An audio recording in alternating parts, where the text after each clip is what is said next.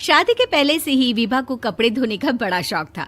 कभी नल के नीचे तो कभी तालाब के पास। अरे मेरी नीली वाली लुंगी नहीं दिख रही है। विभा की अम्मा, कहाँ रखी है लुंगी? अरे वो तो विभा ने परसों ही धोकर रखी थी आपकी अलमारी में, देखो वहीं होगी। वो ना मैंने आज धो दी, मुझे लगा कि गंदी हो गई होगी।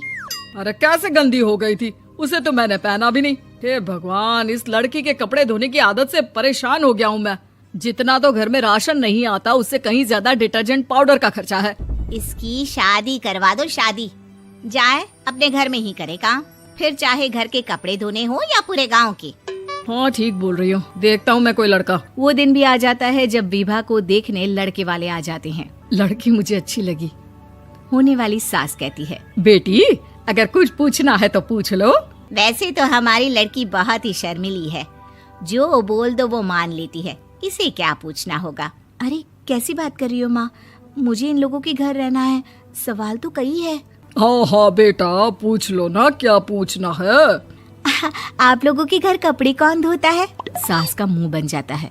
देखो, अगर तुम ये कहना चाहती हो कि तुम्हें कपड़े धोने नहीं आते तो सुन लो, कपड़े मैं ही धोती हूँ, लेकिन तुम्हारे आ जाने के बाद मैं रुमाल तक नहीं धोऊंगी। अरे चुप रहना भाग्यवान, बहू बेचारी घर आई नहीं, उसे डराना शुरू कर दिया। वो क्या है ना बिटिया, अभी तक तो ये कल्लू की माँ ही धोती थी, लेकिन अब तुम्हारे पापा तो दहेज में वॉशिंग मशीन देंगे ही। तभी विभा की माँ बोल पड़ती है, सवाल भी पूछा तो क्या। वैसे भाई साहब, मशीन की तो फिर भी कपड़े धोने की कैपेसिटी होती है। मतलब जो बिटिया दे रहे हैं ना विभा, इसे कपड़े धोने का बहुत शौक है। ये आप लोगों के क्या, आस पड़ोस गांव मोहल्ले सबके कपड़े धो दे और उफ तक ना करे।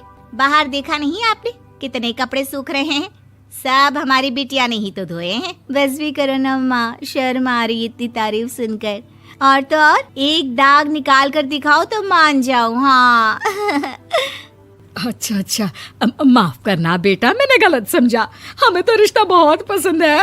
और ऐसे जुड़ जाता है रिश्ता कपड़े धोने का शौक रखने वाली विभा का। उसकी शादी हो जाती है कोयला फैक्ट्री में काम करने वाले कल्लू के साथ। शादी के बाद अचानक विभा चिल्लाती हुई सास के पास आती है। सासू माँ, अरे सासू माँ कहाँ है आप? ये तो धोखा है, धोखा दिया आप लोगों ने मुझे। इसे ससुर के चक्कर के बारे में पता चल गया। अरे तो उसमें तुझे क्यों धोखा मिला है? अरे नल में पानी नहीं आता, कपड़े कैसे कब धुलेंगे? अच्छा अच्छा, तू पानी नहीं आ रहा उसकी बात कर रही है। तो आपने क्या सोचा? कुछ नहीं। अच्छा हाँ, तेरी माँ ने कहा था कि कपड़े धोने का शौक है तुझे, याद आया मुझे। शौक शौक बोलकर कपड़े धोने वाले मेरे जुनून को कम ना आके सासू माँ, कपड़ा धोना मेरा गुरूर है। तभी पति भी वहाँ आ जाता है। अभी अभी मैंने इसे सनी देओल की फिल्म दिखाई है, उसी के डायलॉग मार रही है माँ। अच्छा सुन, साफ साफ बता रही हूँ, पानी सुबह 4 से 6 और शाम को 10 से 12 आता है, समझी? विभा टाइमिंग सुनकर हैरान हो जाती है। ये क्या भूतों का मोहल्ला है?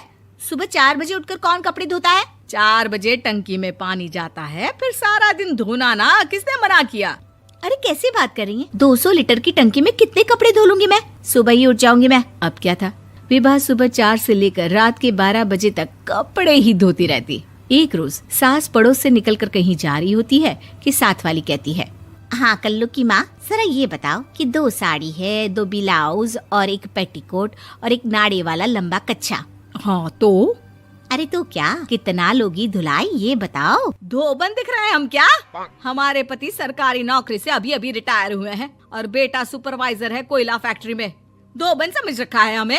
हाय रे कल्लू की अम्मा, माफ कर दो, वो तो मोहल्ले में यही सब बता रहे थे कि तुमने बहू को कपड़ा धुलवाने के काम में लगा दिया है। सास को पड़ोसन की बात सुनकर गुस्सा आ जाता है। वो घर पहुंचती है जहां घर के बाहर ही इतने सारे कपड़े सूख रहे होते हैं जितने कि किसी धोबन के घर पर। अरे ओ कल्लू की दुल्हन, बाहर निकल।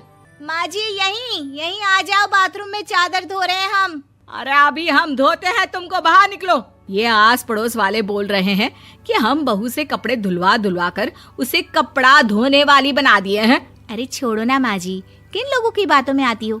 आस पास के लोगों का तो काम ही होता है कि वो किसी तरह सास बहू को लड़ा दे। बहू सारे घर के कपड़े धोती है, ये क्या कम है? बोलिए। सास को भी लग जाता है कि वो बहू का ये सनकीपन नहीं छुड़वा सकती, इससे अच्छा है कि खुद ही चुप हो जाए।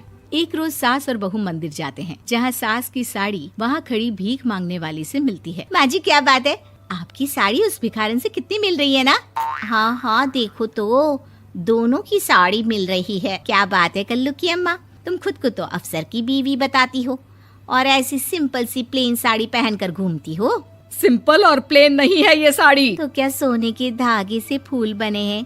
कुछ भी सासू माँ, कुछ भी। हाँ बने थे इस साड़ी में सोने के धागे से फूल।